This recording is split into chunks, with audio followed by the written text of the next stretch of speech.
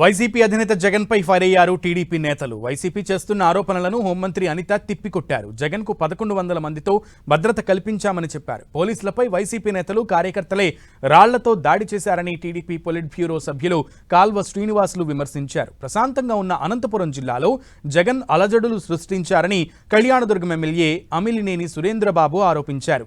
కిరాయి గుండాల తరహాలు వైసీపీ కార్యకర్తలు వ్యవహరించారని Anantapuram urban MLA Daggubati Prasad విమర్శించారు.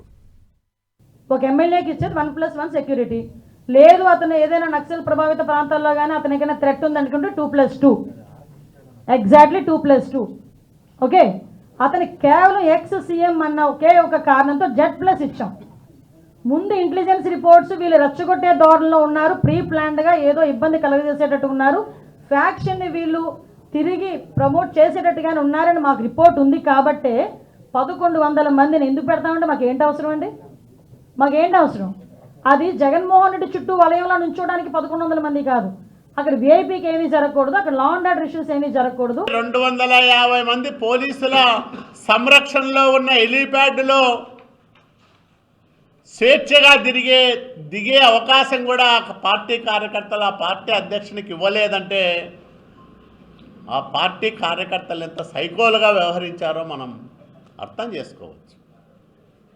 అంటే విపరీతమైన మనస్తత్వం ఉన్న నాయకుడు ఆధ్వర్యంలో నడుస్తున్న వైసీపీ కాబట్టి యథారాజా తథా ప్రజ అధ్యక్షుడు ఆ విధంగా ఉంటే ఆ పార్టీ కార్యకర్తలు మరో రకంగా ఉండేదానికి అవకాశమే లేదు. అభివృద్ధి వైపు కూడా ఎక్కడ పడితే అక్కడ అడ్డుకోవడం, ఎక్కడ పడితే అక్కడ తొక్కేయడం, ఎక్కడ పడితే అక్కడ ఇంట్లో నుంచి రాకుండా అరాచకం చేయడం, ఏదైతే 2019 నుంచి 2024 వరకు చేశారో అన్ని అరాచకాలు చేసి ఈరోజు నిజంగా ఎవరు పరిపాలనలో వాళ్ళు సక్రమంగా జరుగుతుంది.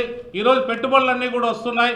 ఈ పెట్టుబడులను ఎలా అడ్డుకోవాలనే ఆ సంకల్పంతోనే ఈ రాష్ట్రాన్ని మరీ కూడా వెనక్కి తీసుకెళ్లాలనే సంకల్పంతోనే జగన్మోహన్ రెడ్డి మళ్ళీ అరాచకాలు మొదలుపెట్టాడు. రామగిరి మండలానికి నువ్వు వచ్చి చాలా సేఫ్గా పోయావు. దాదాపు 1100 మంది పోలీసు వ్యవస్థను నేను పెడితే పోలీసు వ్యవస్థని నువ్వు నిందిస్తున్నావు, బట్టలు ఉడిదిస్తావని చెప్పేసి మాట్లాడుతున్నావు.